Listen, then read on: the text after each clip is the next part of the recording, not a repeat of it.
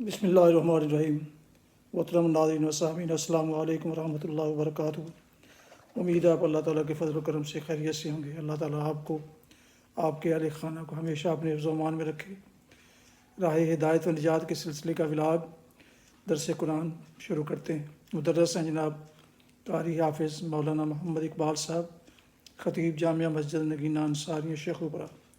درس قرآن۔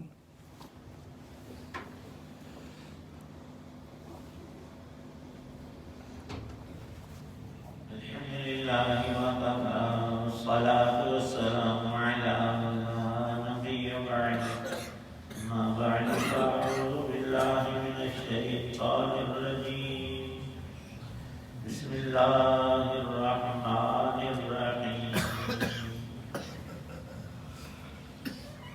ولقد أرسلنا موسى بآياتنا وسلطان مبين إلى فرعون وهامان وقارون فقالوا ساحر كذاب فلما جاءهم بالحق من عندنا قالوا اقتلوا أبناء الذين آمنوا معه واستحيوا نساءهم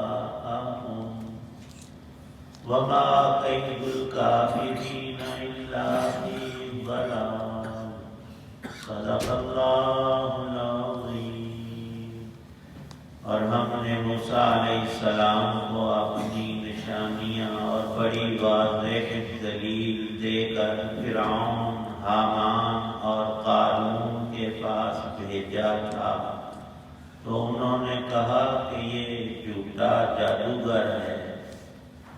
پھر جب وہ لوگوں کے پاس وہ حق بات لے کر گئے جو ہماری طرف سے آئی تھی، تو انہوں نے کہا کہ جو لوگ ان کے ساتھ یعنی موسیٰ علیہ السلام کے ساتھ ایمان لے آئے ہیں، ان کے بیٹوں کو قتل کر ڈالو اور ان کی عورتوں کو زندہ رکھو، حالانکہ کافروں کی چال کا انجام اس کے سوا کچھ نہیں کہ وہ مقصد تک نہ پہنچ سکیں۔ سورہ مومن کی آیت 23، 24 اور 25 ہیں۔ اللہ تعالی شانہ نے مشرکین مکہ اور کفار کو ماضی کا آئینہ دکھایا تھا کہ بہت قومیں تم سے زیادہ طاقت، آثار، بہترین بلڈنگوں، عمارتوں، مضبوط قلعوں اور بڑے سامان رکھنے والی قوموں کو ان کے کفر اور تکذیب انبیاء علیہ السلام، اللہ کے سچے نبیوں کی بات جو در حقیقت اللہ کی بات ہے، اس کا انکار کرنے کی پاداش میں اللہ تعالی شانہ نے بد انجامی سے دوچار کیا۔ ان کو جہان کی کوئی چیز اور طاقت اس وقت میں کام نہ آئی اور وہ قومیں اور افراد نیست و نابود کر دیے گئے۔ تیرا رب موت دے کر اور مٹا کر ڈرتا نہیں ہے، وہ ممید ذات ہے لیکن بلا خوف ہے، وہ سب پر غالب، قاہر، زبردست طاقت، قوت والا ہے۔ اس کے مقابلے کی طاقت کسی مخلوق میں بھلا کیسے ہو سکے گی؟ یہ ہو سکتا ہی نہیں ہے۔ اب انسانوں کو سمجھانے کے لیے عموم کے ساتھ ایک خاص واقعہ ذکر کیا، مصر کا۔ وہاں حاکم تھا فرعون، موسیٰ علیہ السلام کا زمانہ ہے۔ اس ظالم کو کاہنوں اور نجومیوں نے کہا ایک بچہ پیدا ہوگا بنی اسرائیل میں، تیری ہلاکت اور تیری حکومت کی بربادی کا سامان بنے گا۔ انہیں آگے ایسی پیدا ہی نہیں ہونے دینا۔ وہ ایک چھری والی اس نے قوس تیار کی. 2 قومیں تھیں مصر کے اندر. اس زمانے میں ایک قبطی لوگ تھے، ان کی حکومت تھی، جیسے ہماری پارٹیاں ہوتی ہیں، ان کی وہ نسلی قومیں ہوتی تھی. اور ان میں ہی بادشاہ تھا قبطی قوم کا فرعون، اور دوسری قوم بنی اسرائیل کی تھی. یہ محکوم تھے، یہ ان کے ماتحت میں تھے. بنی اسرائیل میں اللہ پاک نے موسیٰ علیہ السلام کو پیدا کیا، اور جب آپ جوان ہوئے نبوت عطا کی، معجزات اور شرعی احکام دیے. موسیٰ علیہ السلام اور ان کے بھائی ہارون علیہ السلام 2 نبیوں کو اللہ نے فرعون اور وقت کے لوگوں کی طرف پیغام حق دے کر بھیجا. اس میں بڑی اکڑ تھی. فرعون اب محاورے میں ہم بھی کہ پرانا میں فرعون بنیا، اس کی تو گردن میں سریا ہے، فرعون ہے. وہ تو بدتر تھا ہی. اس کے جو حوالی تھے، اس کے جو نیچے تحت میں، ان میں ایک حامان نامی شخص قرآن میں ذکر آیا، بھی آیت میں ہم نے پڑھا. حامان اس کا وزیر تھا. اور وہیں مصر میں ایک متمول شخص قارون تھا. اور قرآن کی فوقیت آپ دیکھیں کہ جن ناموں کو ذکر کیا ہے جس حوالے سے، اس سے آگے انسان کی عقل ہی نہیں جاتی.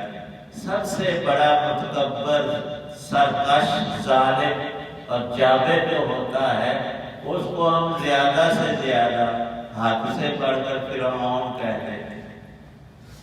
جس میں شرارت زیادہ ہوتی ہے، ابلیسیت اور خرابی اور بگاڑ، اس کو ابلیس کہا جائے. فلانا بندہ نہیں، وہ ابلیس ہے، پورا شیطان ہے وصف کے اعتبار سے. قارون کو اللہ نے بڑا مال دیا تھا، وہ اکڑ میں آ گیا مال کی، کہنے لگا، اور سب لوگوں کو وہ نیچ سمجھتا تھا. اور اکڑ اتنی، اور پھر اپنے مال کے بلبوتے پر کہتا کہ میں ہی سب کچھ ہوں. کمایا کیسے تھا اس نے؟ تفاصیل میں لکھا ہے کہ یہ موسیٰ علیہ السلام کے چچا کا بیٹا اسرائیلی، بنی اسرائیل میں سے ایک شخص تھا. یہ منافقت میں سب سے آگے. یوں کہتا موسیٰ علیہ السلام کو، میں مسلمان ہوں. اندر سے اس کے کفر بھرا تھا. منافقت اسی کا نام ہے، اور حکومت کے کریندوں اور بادشاہ سے ملا ہوا تھا. اپنی قوم کا استحصال کرتا اور ان کا بھلا کرتا، اور یوں جاسوسیاں، تجارتیں اور کئی کچھ کر کے اس نے مال اتنا اکٹھا کیا کہ صرف اس کے خزانوں کی جو چابیاں ہیں وہ کئی افراد مشکل چابیاں اٹھاتے، خزانہ نہیں. قرآن میں ذکر ہے، تصریح ہے اس بات کی.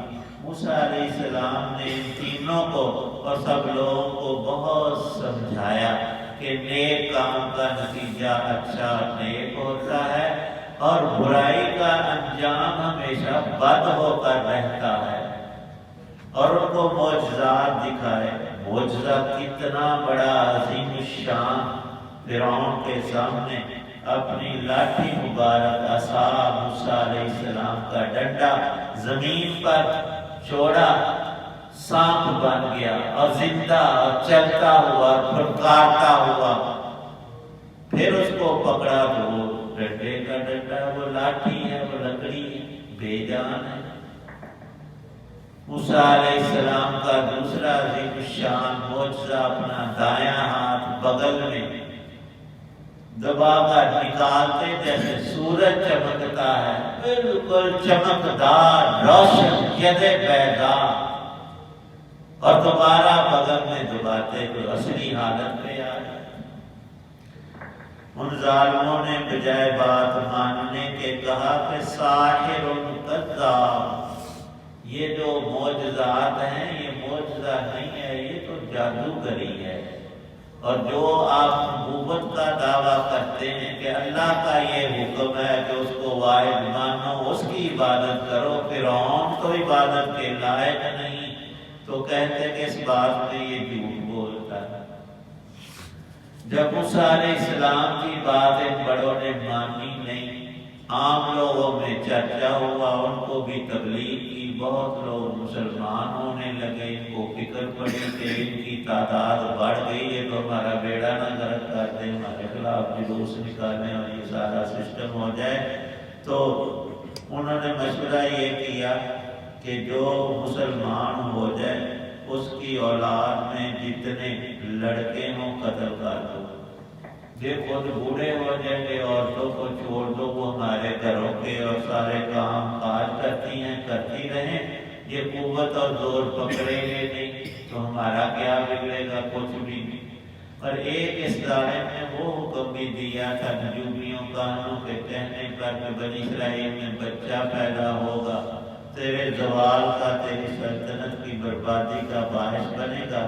اس نے اس وقت بھی یہ آرڈر جاری کیا تھا کہ بچیوں کو چھوڑ دو اور جو لڑکا پیدا ہو پتہ چلتے ہی اس کو ذبح کر دو، اور ظالم نے یہ نافذ کیا قانون۔ کئی بچے سینکڑوں ہزاروں بنی اسرائیل کے مروائے، نوزائیدہ پیدا ہوتے، یہ نہیں کہ اس وقت ایسے قرآن نے جو مثالیں دی ہیں تا قیامت چلتی ہیں۔ اب بھی ہمارے بچوں کو مارنے کے لیے یہودیوں کا اور ہمارے دشمنوں کے بڑے بڑے پلان ہیں، کبھی خطرے، کبھی کسی شکل میں کہ ان کی نسل قطع ہو جائے، نسل بندی کرو، یہ آگے بڑھے نہ۔ خطرہ اپنا ہے کہ کفر کو، باطل کو دبائیں نہ۔ پھر چند سالوں کے بعد انسانی عقل ہے نا، اس میں ہیر پھیر ہوتا رہتا ہے، ان کے قوانین ایسے کہ سارے بچے ان کے مر گئے، آگے نسل بند ہو گئی تو ہمارے کام کاج کس نے کرنے، یہی تو ہمارے نوکر اور غلام ہیں پوری قوم۔ پھر کہنے لگے کہ 1 سال کے رہنے دو اور 1 سال کے بچوں کو قتل کرو، وہ تھوڑے ہوں گے تو قابو میں رہیں گے، حکومت ہماری چلتی رہے گی۔ اللہ نے موسیٰ علیہ السلام کو اسی سال میں پیدا کیا، پیدا کر کے فرعون کے سامنے محل میں بھیجا کہ یہ بچہ ہے اور اس کو ہاتھ لگا کے بھیجا۔ اس محل میں خود اس ظالم نے پالا پوسا، موسیٰ علیہ السلام جوان ہوئے۔ اب پھر نبوت کا زمانہ آیا، موسیٰ علیہ السلام دوبارہ حکم دے رہا ہے کہ اب مسلمان ہو جانے والوں کے بچوں کو نہ چھوڑو، اور یہ تکلیف ایسی شدید ہے کہ شاید ہی دنیا میں کوئی ایسی ہو، انسان کا اپنا مر جانا اتنا خطرناک نہیں، اس کی اولاد ہو اور ان میں بھی اولاد مذکر بیٹے ہوں اور وہ کسی آفت کا شکار ہو۔ بہرحال مانا نہیں اور مشورہ کیا اور معجزات دیکھتا رہا، اور ایک واقعہ بڑا عجیب لکھا ہے۔ موسیٰ علیہ السلام سے کہنے لگا تم قیامت کی باتیں کرتے ہو، تو قیامت کو مانتے نہیں، دنیا میں ہمارے پاس سب کچھ، حکومت، مال، دولت، مال، ہر شے ہے، تو ہم کیوں مسلمان ہوں؟ ہمیں کچھ دنیا کا لالچ دو، تو بات یہاں کی کرو۔ تو موسیٰ علیہ السلام نے فرمایا تو مسلمان ہو جا تو اللہ تعالی شان ہو تجھے قیامت تک موت نہیں دیں گے، اور تیری حکمرانی یہ مصر کی قائم رکھیں گے، اور تو تب تک بیمار بھی نہیں ہوگا، آتا ہے موج لگی، بادشاہی بھی رہے گی، مروں گا بھی نہیں، بہت زمانہ زندہ رہوں گا، اور بیمار بھی نہیں پڑوں گا، اس سے زیادہ مجھے کیا چاہیے؟ تو کہنے لگا میں ذرا اپنے یار کا مشورہ کرنا، جو میرا نائب ہے نا حامان، قرآن میں نام ہے حامان کا، اس کا نائب وہ تھا، وزیر تھا، اس کو بلایا کہ موجیں ہو گئی۔ یوں موسیٰ علیہ السلام نے کبھی جھوٹ تو بولا نہیں، وہ کہہ رہے ہیں کہ اللہ کی طرف سے، وہ اپنے رب کی طرف سے ہمارے ساتھ یہ معاہدہ کر رہا ہے، میرے ساتھ تیرا کیا خیال ہے؟ اس نے خنجر نکالا، اس کی سامنے رکھا کہ میرے گلے کو کاٹ دے، پہلے مجھے قتل کر، میں مار جاؤں تو پھر تو سودے بازی کرتا۔ اس نے کہا یہ کیا ہوا؟ عقل لگا کہ ساری امتیں کو سجدے کر کے مار گئے ہیں، تیری حکومت قائم کرنے واسطے سارے پاپڑ ویلے تے تو ہن اگا ٹر پیا اسی رب کی تو لگا اسی تے تینوں سجدہ کرنا سی۔ ظالم نے اس کو ایسا پھیرا کہ وہ اس معاہدے پر آیا نہیں، بالآخر ڈوبے، خود بھی اور اپنے ساتھ والوں کو بھی کلزم نے ڈبویا اور برباد ہوئے۔ اور قارون کا جو حشر ہوا وہ بھی قرآن میں آیا کہ زمین کو اللہ نے حکم دیا کہ اس کو اپنے اندر خزانوں سمیت کھینچ لے۔ اللہ تعالیٰ شان و ارشاد فرماتے ہیں ہم نے مومنوں کو ان کی نسل کو باقی رکھا اور ان ظالموں کو اور ان حامان، قارون اور فرعون کو ہم نے نیست و نابود کر دی۔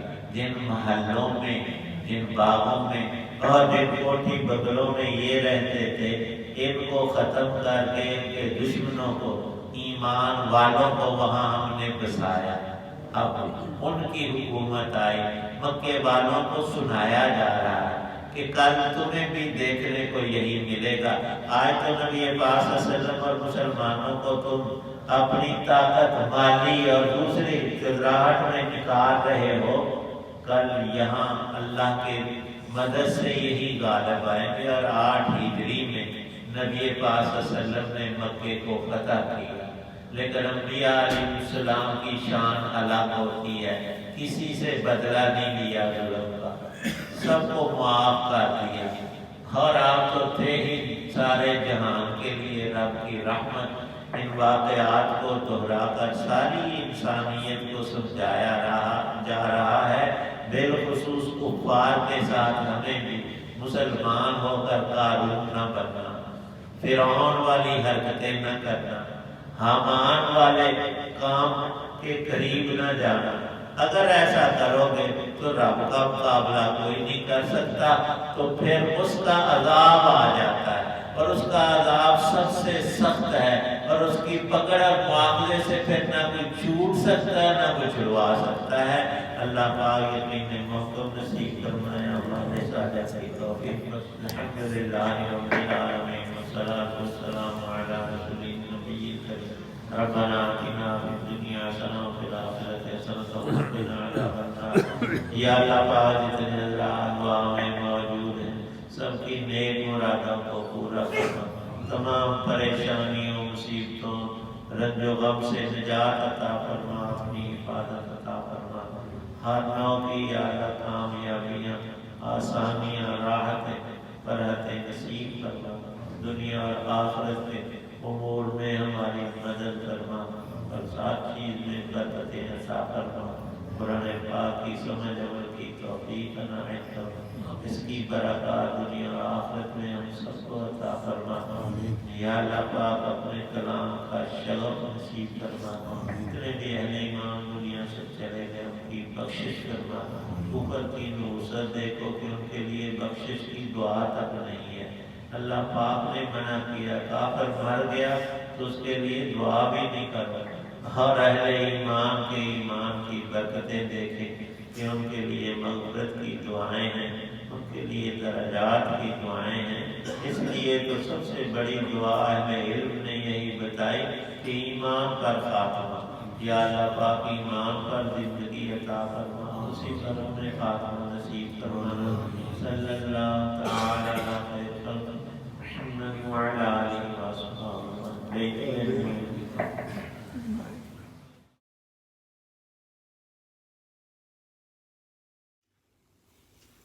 یہ تھا راہ ہدایت و نجات کے سلسلے کا براق درس قرآن، جس میں آج سورہ المومن کی آیات مبارکہ 23 تا 25 کی تلاوت، ترجمہ اور تفسیر بیان کی گئی۔ جن دوستوں نے ابھی تک میرے اس یوٹیوب چینل راہ ہدایت رشیدی یا دوسرا بی اے رشیدی کو ابھی تک سبسکرائب نہیں کیا، اور وہ چاہتے ہیں کہ ان کو قرآن فہمی کا علم حاصل ہو سکے، تو وہ میرے ان دونوں چینلز یا دونوں میں سے کسی ایک کو ضرور سبسکرائب کر کے، لائک کر کے بیل آئیکن کو پریس کریں، تاکہ آنے والے ایسے روحانی قرآن جو تقریباً ہر صبح اور ہر روز اپلوڈ کی جاتے ہیں دونوں چینلز پر، تو تاکہ ان کو باقاعدہ ان کو باقاعدہ ملتے رہیں اور اس سے یہ مستفید، اس علم سے، اس روحانی اور قرآنی علم سے یہ مستفید ہو سکیں۔ اللہ تعالیٰ آپ کا حامی و ناصر ہو، اللہ تعالیٰ آپ کو، آپ کے اہل خانہ کو ہمیشہ اپنی حفظ و امان میں رکھے، آمین۔ اپنا بہت خیال رکھیے گا، اپنی دعاؤں میں پاک وطن، والدین، اعزاء و اقارب، دوست و احباب کے علاوہ اس ناچیز کو بھی اس میں شامل فرمائیں تو انتہائی مشکور ہوں گا۔ السلام علیکم ورحمۃ اللہ وبرکاتہ۔ پاکستان زندہ باد۔